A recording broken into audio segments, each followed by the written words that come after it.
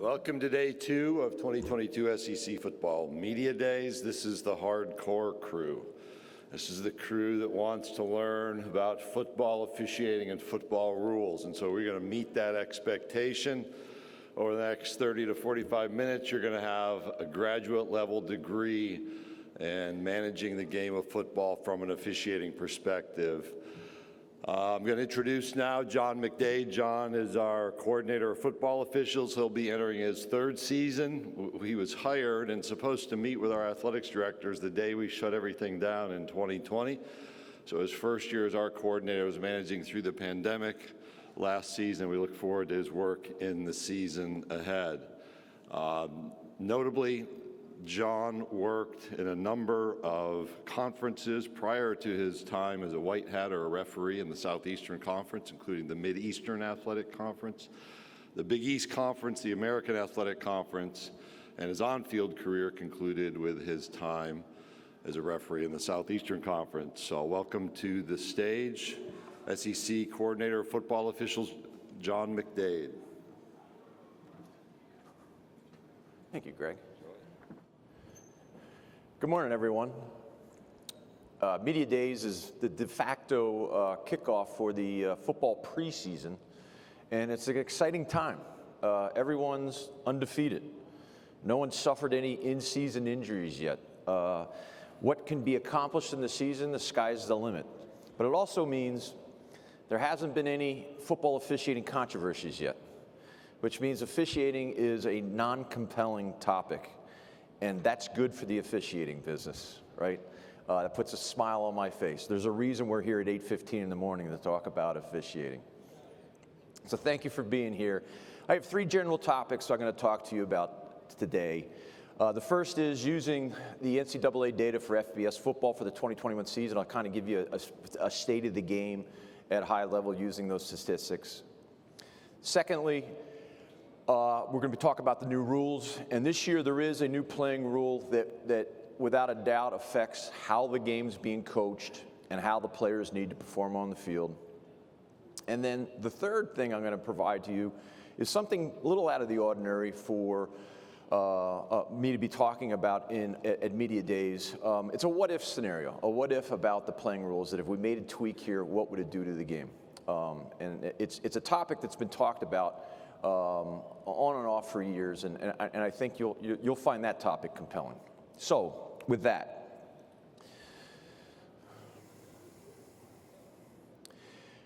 overall game time, it went down. We're down to 3:18, basically back where we were 2 years ago. The SEC was at 3:21, so we're about 3 minutes over the FBS average of 3:18. This is rather flat, not a lot here. This tells me, and it tells the stakeholders of the game that are caretakers of the rules, that there's not much that needs to be done related to overall game time. They pay more attention to how many games go over 3.5 hours. And depending on the conference, it's somewhere between 10 to 20% of a conference slate of games will go over the 3:30 mark. But as an average, 3:18 and even 3:21 in the SEC is a good number. Not a lot of concern there. Let's look at it against scoring. Scoring average is down a bit nationally, and it's just a bit.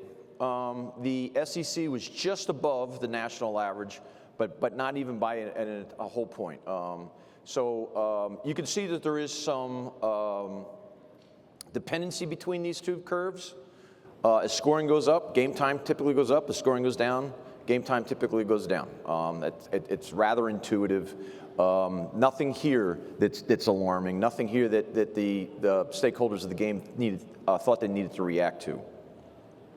Number of plays per game is something that we're talking about quite a bit. That topic is something we talk about now more than we talk about overall game time. Again, a fairly dependent relationship between the number of plays that are in a game and the overall game time. We are just below the national average And again, we're basically right there at 179.5 plays. We certainly have some teams that have a higher average than that. We had 10 games last year that were officiated. We had 103 overall games that were officiated by the SEC staff. 10 of those games were at least 200 plays, with a high of 227 plays on a game. Conversely, we also had 13 games that had 160 or less. So it is a fairly consistent bell curve. We don't have more data points to one side or other of the average. It is a fairly almost perfect bell curve. It is curious to note, and I just discovered this a few days ago, preparing to speak with you today. At the national level in FBS, there were 2 games that had 229 plays. That was the high for the year.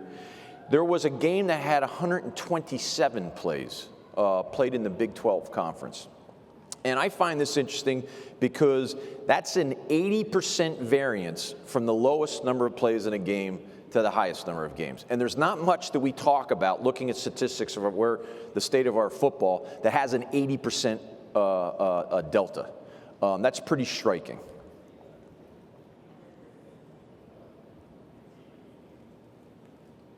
Hit the wrong button. Here's the statistic that is the big surprise to me. If you were here last year, you heard me talk about concern for the number of times on average that we're stopping the game for replay review, the fact that it's trending upwards. I talked about that if the growth that we had seen for the 5 years leading up to this time last year had continued for another 5 years, we were going to almost be at averaging 3 stops per game. Well, lo and behold, we play the 21 season, and we're back down to 2.2 where we were 2 seasons ago. I don't have an explanation for this. It is something that I like to see. It's not that I'm not a proponent of replay, but I think the number of stops per game is a fairly good indicator of how we're doing on the field. Less plays to review in the replay booth means we're doing a better job on the field. So I certainly welcome going down to 2.2. Is it a wild point? Is the 2.5 the previous season, is that the wild point? Or is the 2.2 this past season, is that the wild point? We don't know. It's just, we don't see that the next bump on the trend that I was talking about last year. This makes us comfortable. We were right at, in the SEC, we were right at the national average of 2.2 stops per game. But here's something to consider. The NCAA statistics are what's factual. We evaluate how we do in the replay booth each and every week, each and every game, just like we do on the field. And one of the statistics that I keep is how many missed stops that we have.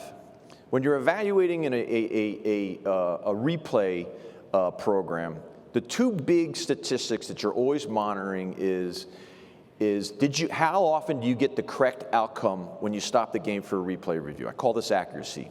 Obviously, the metric you're shooting for is 100%.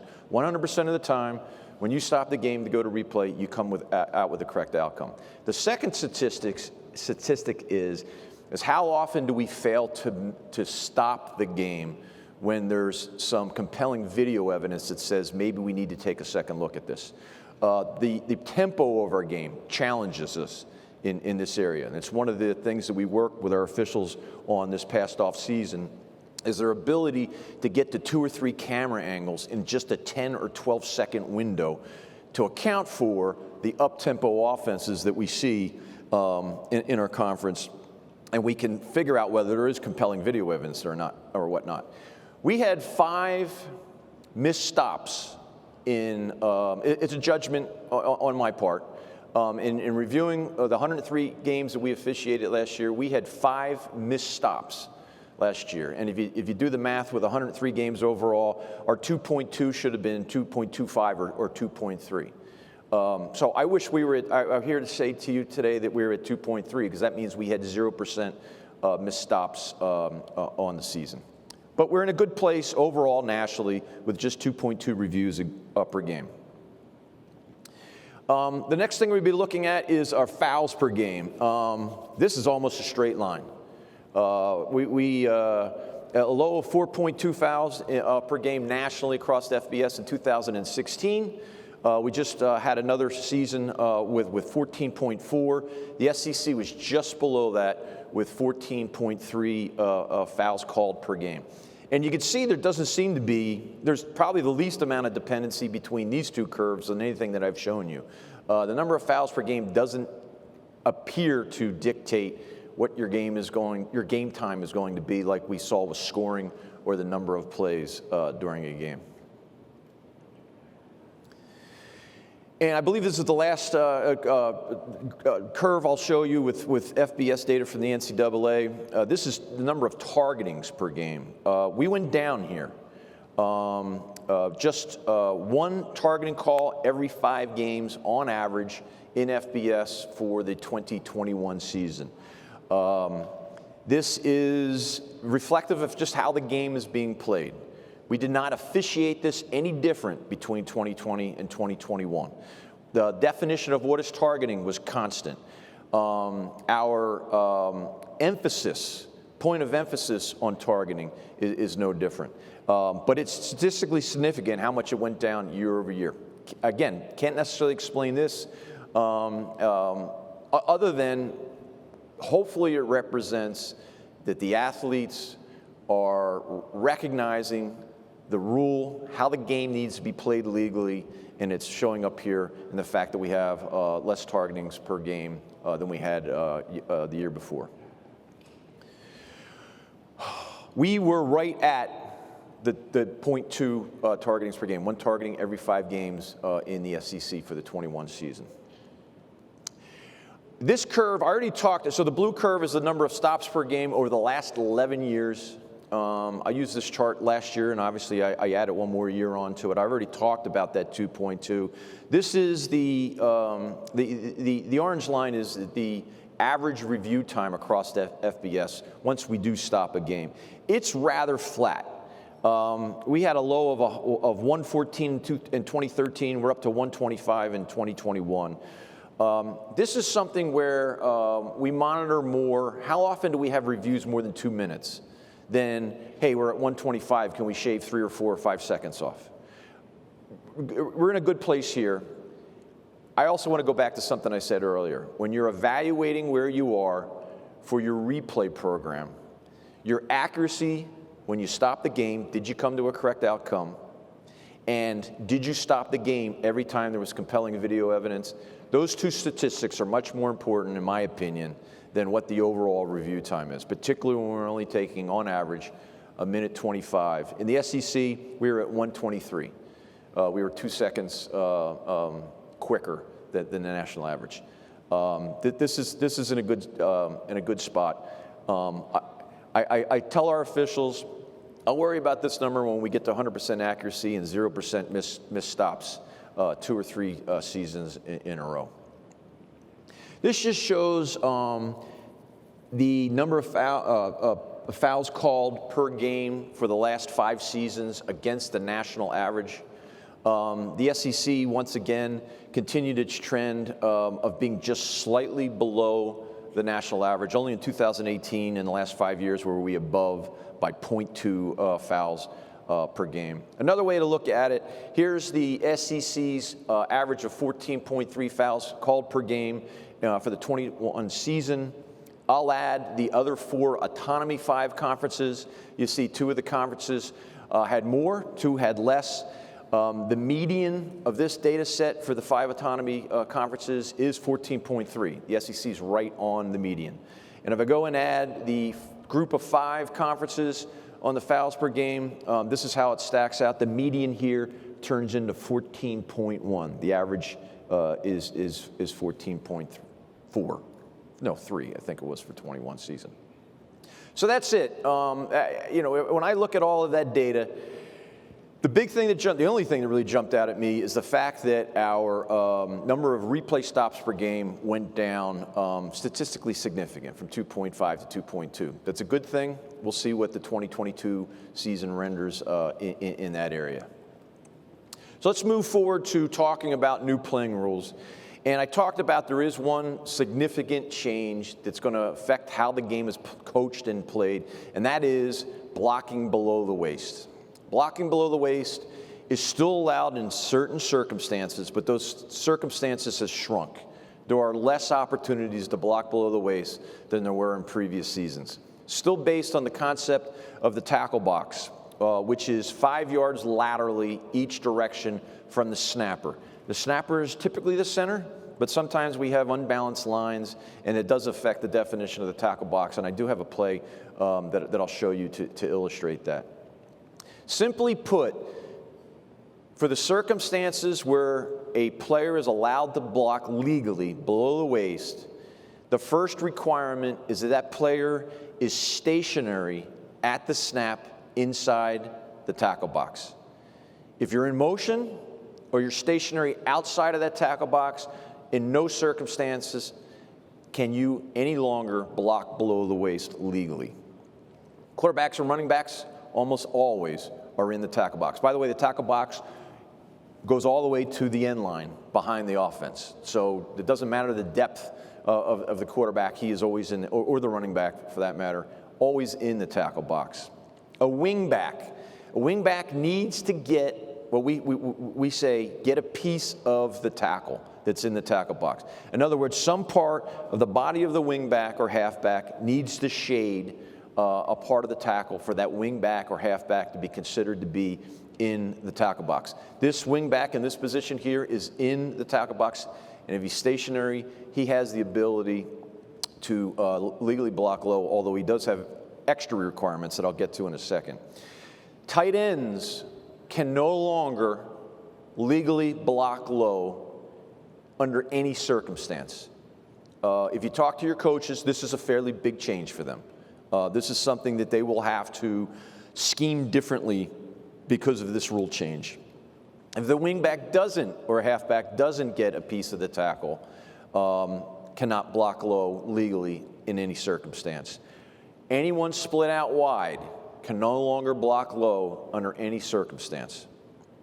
Anyone in motion, whether they're in the tackle box or not at the snap, because they're not stationary, cannot block low under any circumstance. The linemen that are the linemen that are stationary in the tackle box, they can block low up to 1 yard beyond the line of scrimmage in the defensive side of the ball. And they don't have a requirement to get directed from the front. They can, at their initial line surge, block low against their opponent as long as it's not a clip. And a clip is at the knee or lower from behind. So they can block from the side, they can block at the thigh high on their initial line charge only. Once their initial line charge is over, they can no longer block low legally unless they get directed from the front. We used to talk about 10 to 2. We added some language in the rule book talking about directed from the front. Initial line charge, they can go from the side. After initial line charge, if the ball's still in the tackle box and they're still in the tackle box, they can block low, but they have to get directed from the front. Some circumstances or situations that we see. A pulling guard. A pulling guard can block low only if the block is in the tackle box and the ball is still in the tackle box. If the guard gets outside of the tackle box, cannot go low, needs to block at the waist or above. This wingback that we talk about, a lot of times they perform what is called the wham or the seal block on the backside. This wingback is stationary in the tackle box. He can block low if he's directed from the front and the block is in the tackle box. If that defensive end stays outside the tackle box, he cannot be blocked low in any circumstance. The block needs to be in the tackle box. Running backs, a lot of times they stay into max protect. As long as the blocks are in the tackle box, they can go low, but they have to get directed from the front. If they go outside of the tackle box, they can no longer block low. The defense, there are new restrictions on the defense. The only defenders that can block low are defensive linemen. They're in the tackle box. And for this purpose, the tackle box extends onto the other side excuse me, of the line of scrimmage. And like how we judge wingbacks and halfbacks, if a defensive player is shading a tackle that's in the tackle box, that defensive player is considered in the tackle box. These defenders can block low on their initial line surge. No other defender can block low in any circumstance. And one of the things I'll show you in the video is that on a screen play or a stretch play, a defender coming in and taking out the lead blocker by going low, that's no longer a part of the game. That is now an illegal play. That defender cannot go low. So let's look at some video.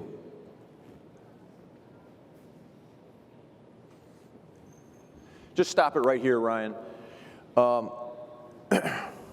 Here's my right tackle. Here's my left tackle. This is my left tight end. So this is the tackle box between these two. This tight end cannot block low. This, I'll call him a halfback. I'm going to determine he's not shading the tackle here. And so neither one of these can block low. And if we could just go far enough to see their initial blocks, the left tackle. So we see the left tackle going low. This is considered initial line surge. That's legal. But let's watch our tight end. Our tight end goes low. Last year, this was legal because it was directed from the front. This year, that is an illegal block. Because he was not stationary in the tackle box at the snap, that is now considered an illegal block. Let's go to the next play, Ryan, and just stop it. We're not even going to play it. Go back. This is a tackle over formation. We're going heavy to the right side. This is a tackle and this is a tackle. Guard, guard, and this is a tight end.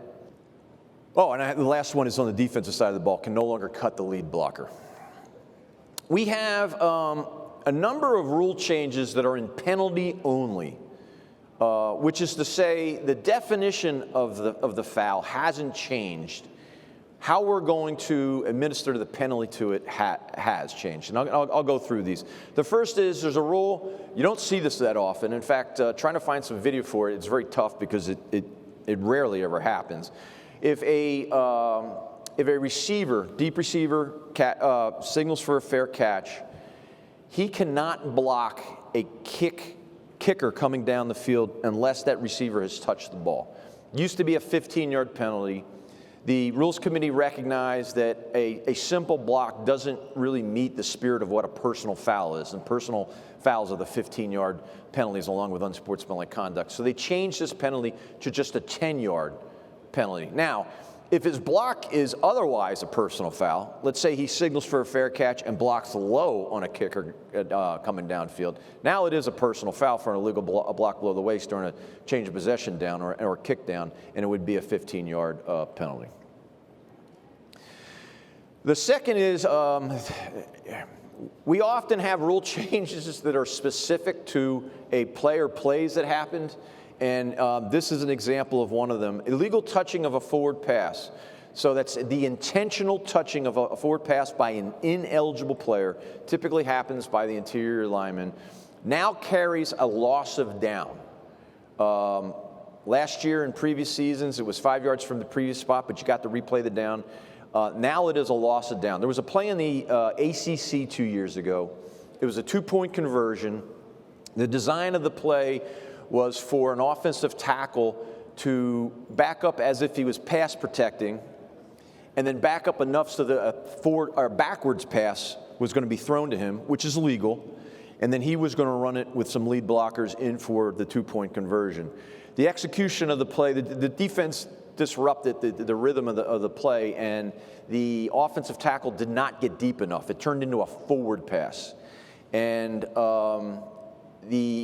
the officiating crew that day had an illegal touching by an originally ineligible player, penalized 5 yards for the previous spot, and they got to replay the two-point conversion. We recognize it doesn't meet the spirit of the rules. The spirit of the rules are that if you're going to throw a forward pass and you're going to have, or you're going to use a backwards pass, you're going to use some deception in the game, you need to be perfect. And if you're not, you're going to lose your ability to replay that down, which matches what we have for intentional grounding, and any other illegal forward passes. Pass thrown from beyond the line of scrimmage, second forward pass throwing it down, or whatnot. This is an excellent rule change. The penalty for defensive holding. We used to have a specific scenario of defensive holding against an eligible receiver to get an automatic first down. And if we didn't get those specifics, it was just a 10-yard penalty without an automatic first down. The Rules Committee has decided to simplify this. Get rid of all the exceptions. Defensive holding now is always 10 yards and an automatic first down. It might be helpful to note that in the NFL, it's a 5-yard penalty, but it is also always an automatic first down. There were the two scenarios for the eligible receivers were the pass had to cross the line of scrimmage and the foul had to be beyond the line of scrimmage. And there was just too many circumstances where we'd have a receiver circling, like a running back running a circle route. He would be held behind the line of scrimmage, and because the foul was behind the line of scrimmage, the penalty didn't carry an automatic first down. Rules Committee decided, and I agree with them here, probably doesn't meet the spirit of what we're trying to do in protecting eligible receivers, so now it always has a first down. And I want to talk about this. I have two plays.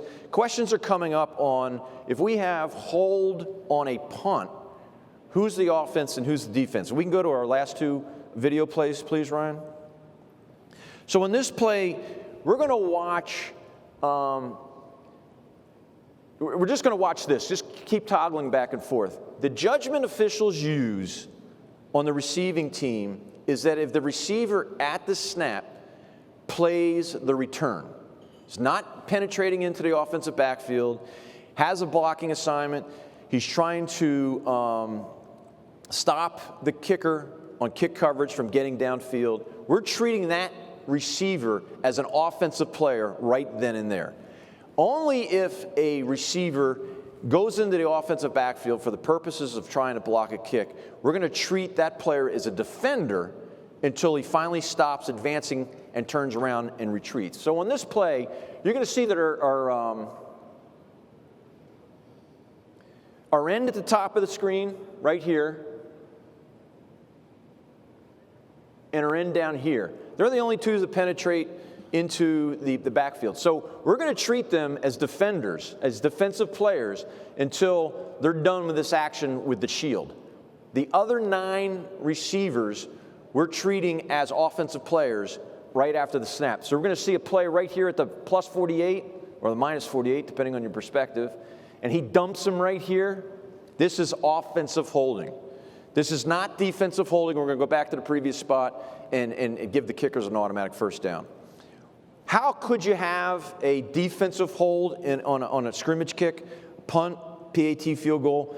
The only thing I can think of, and we'll go to the next play, is the idea of a pull and shoot. We're going to watch this number 97 right here. He goes across the line and grabs his opponent to try to pull him out of the way for number 5 to go ahead and shoot through the hole. This would be considered defensive holding. And I recognize it's not a punt.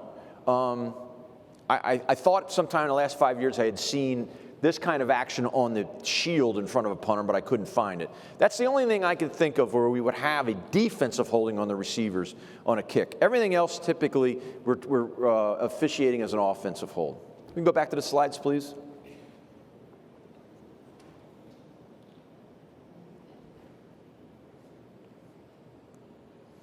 Unsportsmanlike conduct. A lot of words here. I make it very simple for you. A number of years ago, we introduced the idea of a live ball unsportsmanlike conduct foul. Prior to the rule change, all unsportsmanlike conduct fouls, whether they happened during the live ball period or the dead ball period, were treated as dead ball foul. And if you remember, we created the rule change so if we have the player with the ball going in for a long touchdown and does something to taunt his opponent, wave a ball in his face, turn around, exaggerate his stride or whatever the fact, we're now treating that as a live ball foul. And so if at the 6-yard line he starts to taunt his opponent, he fouled on the 6-yard line, we're going to take the touchdown off the board, we're going to penalize the 15 yards from the 6-yard line, and now they're going to have, first and 10 from the 21. When we did that, there were two circumstances that we didn't recognize what we did from a penalty enforcement. And if we have a live ball, unsportsmanlike conduct foul, the intent is that we're going to enforce it just like a personal foul. And the two circumstances were by the receivers on a punt and the defense on a passing play. And the rule change, simply put, is now if we have an live ball unsportsmanlike conduct by the receivers during a punt, or we have a live ball unsportsmanlike conduct foul by the defense during a passing play, it now gets enforced just like a personal foul. There was an inequity if we had those two situations, and those two situations are fairly rare, so we weren't seeing them a lot. Disqualification carryover for targeting. Again, I want to emphasize, no change to the definition of what is or is not targeting. No change to the judgment we're using on the field or in the replay booth for what is or is not targeting. The only change is the penalty, and this is the penalty for targeting is much longer. I've only included here the last paragraph that's been added. If we have a second half targeting, player's disqualified for the remainder of that game, has a carryover for the first half of the next game, that carryover part of the penalty is now reviewable post-game. And the way it works is the review will be done at the national level by Mr. Steve Shaw, National Coordinator of Football Officials. And the conference can decide to appeal to Mr. Shaw to review the play for the purposes of removing only the carryover disqualification for the first half. There's two key words or phrases in what I've shown you here. The first is that if the national coordinator concludes that it is clearly obvious that there was not targeting on the player and should not have been disqualified, the conference can vacate the first half carryover disqualification for that player. One last rule change, it has to do with adjusting the clock on a replay review. We have this concept in replay that if we have a reversal and we go from a running clock to a stop clock, we can put time back on the game clock. 2020 and prior, we could do this any time in the game. In 21 last year, we changed it. We could only do it in the 2 minutes left in the first half or 5 minutes left in the second half. The change for 2021, it's now 2 and 2. One last thing that I wanted to show you real quickly. SEC worked with Navigate. Navigate is a company that brings business intelligence to athletic teams and conferences and leagues. We asked the questions, what would happen if the game clock started again after an incomplete pass, just like it does for a runner out of bounds? What would happen in the game? And we worked with Navigate, and we said, let's have a trial rule change. Let's say that we wind the clock after an incomplete pass, other than the last 2 minutes of the first half, last 5 minutes of the second half. For our sample set, let's use the 56 2001 SEC conference games. And let's use an analysis where we use observables in the video to figure out what time would run off the clock if we did wind it after an incomplete pass. And then go take all of the data analytics for those 56 games from Pro Football Focus and algorithmically determine what it would do to the game. And you're probably thinking to yourself, well, he's going to go to how it's going to save overall game time. Curiously enough, we found something that's much more compelling if you do this, and that is the number of plays that are not played in the game. And in Navigate's analysis, they have 80.2 plays per team, and what that is basically half of the number of plays a game, because it's a platoon of football now. The defense or the offense is only on the field for roughly half the plays.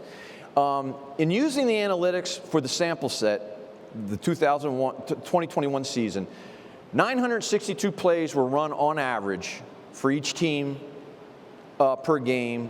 With the rule change, for the season, for the rule change, it goes down to 830. That represents 1.65 games if you divide it by the 80.2. Fairly compelling number, But what's even more compelling is if you take it and put it across a postseason, whether your postseason is just simply a bowl game, maybe it's a conference championship in a bowl game, or maybe in the future it's an expanded college football playoff format. And you can see that if you had a 16-game schedule, which would be you played your 12 regular season games, you played a championship game, and then you had up to three college football playoff games, you'd be saving 2.2 games of wear and tear on the player by this rule change. The SEC believes this is something that's compelling, and it's going to be asking the Rules Committee to consider in out years. That's it for me. I thank you for your time. And remember to think of me when you get to sleep in a little bit later tomorrow and you start at 9 o'clock. Have a great season. Thank you, John. We'll continue here in a few moments. Again, if you'll silence your cell phones,